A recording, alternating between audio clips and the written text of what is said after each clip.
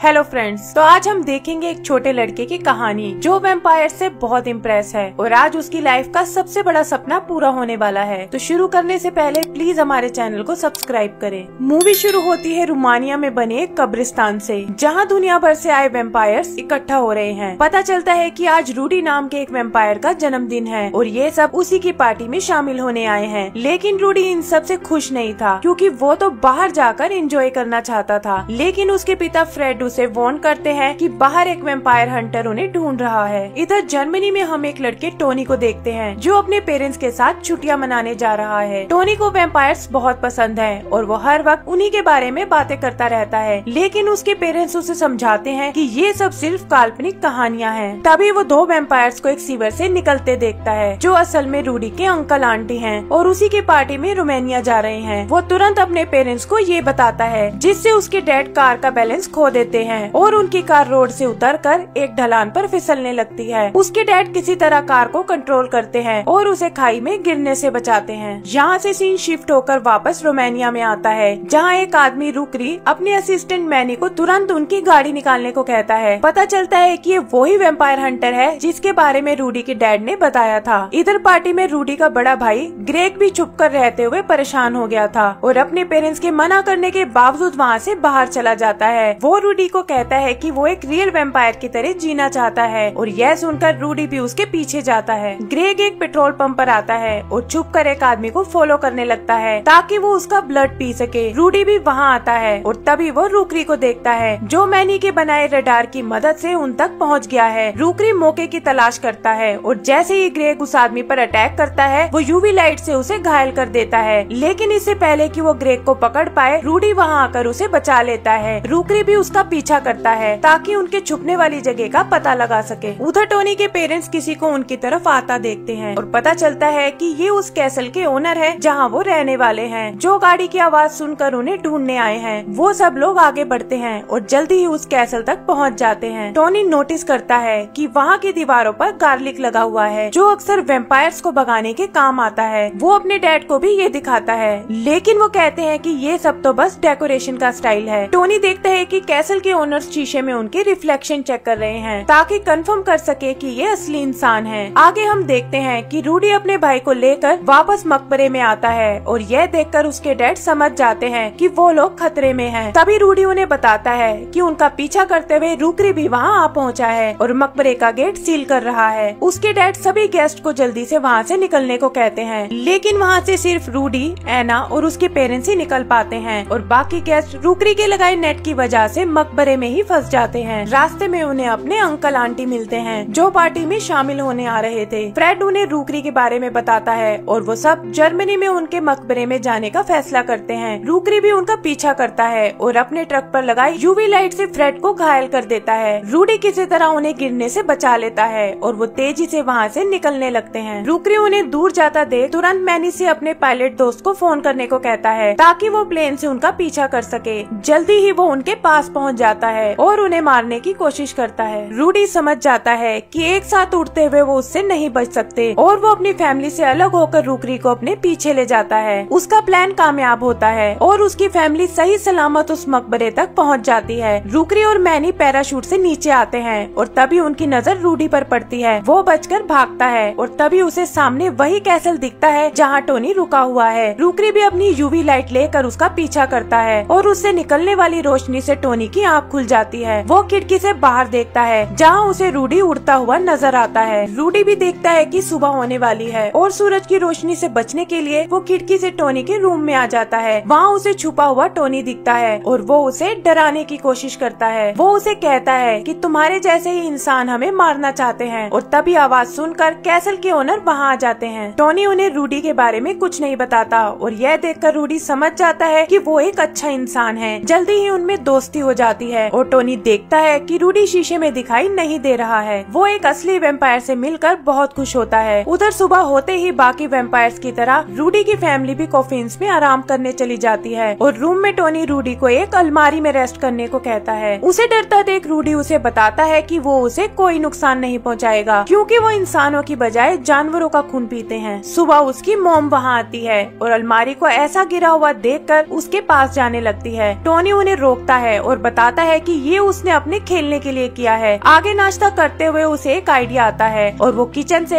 Aluminium foil लेकर वापस room में आता है। वो रूडी को उस फॉइल में लपेटकर तबेले में ले जाता है ताकि वो अपनी भूख मिटा सके। वहाँ रूडी एक काऊ को हिप्नोटाइज करके अपनी भूख मिटाता है, लेकिन जैसे ही वो वापस रूम में आते हैं टोनी देखता है कि वो एग्रेसिव हो गया है। तब रूडी उसे रुकरी के बारे में बताता है कि कैसे उसकी वजह से सारे वैम्पायर्स खतरे में हैं, जिनमें उसकी फैमिली भी है। टोनी फ्रेंड होने के नाते उसकी हेल्प करने को कहता है और इंसानों का ऐसा बिहेवियर देखकर रूडी हैरान हो जाता है। एक सीन में हम देखते हैं कि जिस काऊ को रूडी ने काटा था वो भी एक वैम्पायर बन गई है। रात को रूडी टोनी को अपने साथ हवा में उड़ाता है और वो इस अनोखे एक्सपीरियंस का मजा लेने लगता है, लेकिन कैसल के ओनर उन्हें ऐसा करते हुए देख लेते हैं। तभी रूडी की नजर रुकरी पर पड़ती है जो उसे पकड़ने यहाँ कैसल तक आ पहुँचा है। रुकरी ओनर्स को वैम्पायर्स के बारे में बताता है जो उसे टोनी के कमरे में ले जाते हैं और वहाँ वो समझ जाता है कि यहाँ जरूर कोई वैम्पायर आया था। फिर वो टोनी के पेरेंट्स की रिफ्लेक्शन चेक करता है ताकि उनकी भी असलियत जान सके। इधर रूडी टोनी को एक जगह बैठाकर अपने पेरेंट्स से मिलने जाता है और उन्हें बताता है कि कोई ऐसा है जो उनकी मदद कर सकता है। फिर वो टोनी को उनके पास लाता है जहाँ वो उसकी फैमिली से मिलकर बहुत खुश होता है, लेकिन रूडी के डैड को उसका इंसानों से मिलना बिल्कुल पसंद नहीं आता और वो टोनी को डराने की कोशिश करते हैं। वो कहते हैं कि उसे टोनी और अपनी फैमिली में से किसी एक को चुनना होगा और ये सुनकर दुखी रूडी टोनी के साथ वहाँ से जाने लगता है। तभी एना उससे मिलने आती है जो टोनी से बहुत इम्प्रेस्ड है। वो उसे गिफ्ट में एक रैट देती है और कहती है कि जब भी उसे उसकी जरूरत हो तो बस एक सीटी बजा दे। वो बात कर ही रहे होते हैं कि तभी उन्हें ढूंढता हुआ रोकरी वहाँ आ जाता है और ड्रिल मशीन से मकबरे में होल करके एक यूवी लाइट नीचे भेजता है। टोनी उस लाइट की स्विच निकालकर उन्हें बचा लेता है और यहाँ से भागने को कहता है। फिर वो स्विचेस को उल्टा लगाकर रूकरी को एक जबरदस्त शॉक देता है जिससे उसके हथियार बेकार हो जाते हैं। रूकरी नीचे आता है और कंफर्म करता है कि टोनी एक वैम्पायर नहीं है। वो उसे बहुत डांटता है कि वो इंसान होकर वैम्पायर्स की मदद कर रहा है और उसे पकड़कर अपने साथ ले जाता है। एक जगह वो उसे मारने की सोचता है, लेकिन उसका साथी मैनी इसके लिए एग्री नहीं होता। टोनी को भी एक आइडिया आता है और वो रूकरी को कहता है अगर वो उसे पानी में फेंक दे तो उसके दोस्त उसे बचाने जरूर आएंगे। इस तरह वो उन्हें पकड़ सकता है। रूकरी भी उसकी बातों में आकर उसे झील में फेंक देता है, लेकिन देखता है कि वो तैरकर वहाँ से दूर जा रहा है, इसीलिए वो मैनी को उसके पीछे भेजता है। इधर टोनी को एना की बात याद आती है और वो सीटी बजाने लगता है। उसकी आवाज सुनकर एना और रूडी उस तक पहुँच जाते हैं और उसे बचाकर अपने साथ ले जाते हैं। इधर रूकरी उन्हें ढूंढने कैसल में आता है जहाँ शोर सुनकर टोनी के पेरेंट्स जाग जाते हैं। ओनर्स उन्हें बताते हैं कि उनका बेटा एक वैम्पायर है, लेकिन उन्हें इस बात पर बिल्कुल यकीन नहीं होता। तभी टोनी भी अपने दोस्तों के साथ कैसल आता है और वो देखते हैं कि रूकरी वापस रोमानिया जा रहा है ताकि बाकी वैम्पायर्स को खत्म कर सके। रूडी उसे रोकने रोमानिया जाने को कहता है और टोनी भी उसके साथ आना चाहता है, लेकिन उसे पता है कि उसके पेरेंट्स उसे ढूंढ रहे हैं। एना उन्हें आगे बढ़ने को कहती है और अपनी पावर से उसके पेरेंट्स को हिप्नोटाइज करके उन्हें एग्री कर लेती है। वो उन्हें अपने पेरेंट्स से मिलवाती है और बताती है कि इन्हीं की गाड़ी में छुपकर वो रोमानिया तक जा सकते हैं। उधर रोमानिया जाते हुए रूडी और टोनी देखते हैं कि वैम्पायर बन चुकी वो काऊ भी उनके साथ आ रही है और वो तीनों आगे बढ़ते हैं। जल्दी ही सुबह होने लगती है और टोनी रूडी और काऊ को एक कब्रिस्तान में आराम करने को बोलता है। यहाँ रूडी उसे मकबरे के दरवाजे पर लगे नेट के बारे में बताता है जो सिर्फ रूकरी के स्पेशल रेंच से ही खुलेगा। टोनी रूकरी को ढूंढने जाता है जो हाईवे पर ट्रैफिक में फंसा हुआ है। वो छुपकर उसकी गाड़ी तक आता है जहाँ उसे वो रेंच दिखाई देता है। तभी रूकरी एक शॉर्टकट लेता है, लेकिन खराब रास्ता होने की वजह से उसका ट्रक टूट जाता है। टोनी गिरने से पहले रेंच को ले लेता है और ट्रक से निकले टायर को सेगवे की तरह यूज करके बच जाता है। जल्दी ही रात हो जाती है और रूडी काऊ को लेकर मकबरे की तरफ जाता है। इधर रूकरी अपनी वर्कशॉप में आता है और मैनी को एक नई मशीन बनाने को कहता है। तभी वो देखता है कि उसका स्पेशल रेंच गायब है और वो तुरंत मकबरे की ओर जाता है। टोनी भी मकबरे तक पहुंचता है और नेट को खोलने की कोशिश करता है। इससे पहले कि वो सारे बोल्ट्स खोल पाए वहाँ रूकरी और मैनी आ जाते हैं। रूकरी उसे शूट करने की तैयारी करता है, लेकिन रूडी वहाँ आकर टोनी को बचा लेता है। गुस्से में आकर रूकरी एक बॉम्ब मकबरे के दरवाजे पर लगाता है ताकि हमेशा के लिए उसे सील कर सके। ये देखकर रूडी और टोनी उसे रोकने आते हैं, लेकिन बहुत देर हो चुकी थी और वो बॉम्ब ब्लास्ट हो जाता है। धमाके से मकबरे की छत टूट जाती है और ग्रेग बाहर निकलकर रूकरी पर हमला करता है। रूडी उसे टोनी से मिलवाता है और बताता है कि वो उनकी हेल्प करने आया है। तभी वो देखते हैं कि रूकरी एक बार फिर उनके पीछे आ रहा है और वो उससे बचकर भागने लगते हैं, जहाँ टोनी उड़ने के लिए वैम्पायर काऊ की मदद लेता है। टोनी और रूडी के पेरेंट्स भी वहाँ पहुँचते हैं और अपने बच्चों को बचाने आगे बढ़ते हैं। आगे मैनी अपने बनाए हेलीकॉप्टर से उन्हें रोकने आता है, लेकिन टोनी काऊ की मदद से हेलीकॉप्टर को क्रैश करा देता है और मैनी पैराशूट लेकर कूद जाता है। इधर रूकरी अपनी गाड़ी से उनके पेरेंट्स की कार पर हमला करने जाता है, लेकिन रूडी किसी तरह उसकी गाड़ी को पेड़ से बांधकर रोक लेता है। मैनी नीचे आता है और रूकरी को कहता है कि अब वो उसके शैतानी इरादों में उसका साथ नहीं दे सकता। यह कहकर वो वहाँ से चला जाता है और तभी टोनी और रूडी की फैमिली वहाँ आती है। रूकरी रैंच से उन पर हमला करता है, लेकिन टोनी काऊ को उस पर लैंड कराकर उसे चित कर देता है। रूडी की फैमिली टोनी के पेरेंट्स को हवा की सैर कराती है और तभी वो देखते हैं कि बाकी वैम्पायर्स भी आजाद हो चुके हैं। रूडी को दुखी देखकर टोनी उससे कारण पूछता है और रूडी कहता है कि अब उनके पास रहने के लिए कोई घर नहीं है। टोनी को एक आइडिया आता है और वो सबको लेकर एक बार फिर उसी कैसल में आता है। एंड सीन में हम सभी वैम्पायर्स को उस कैसल में शिफ्ट होते हुए देखते हैं और इसी के साथ हमारी मूवी खत्म हो जाती है। तो दोस्तों, अगर आपको ये मूवी पसंद आई हो तो प्लीज हमारे चैनल को सब्सक्राइब करें। Thank you.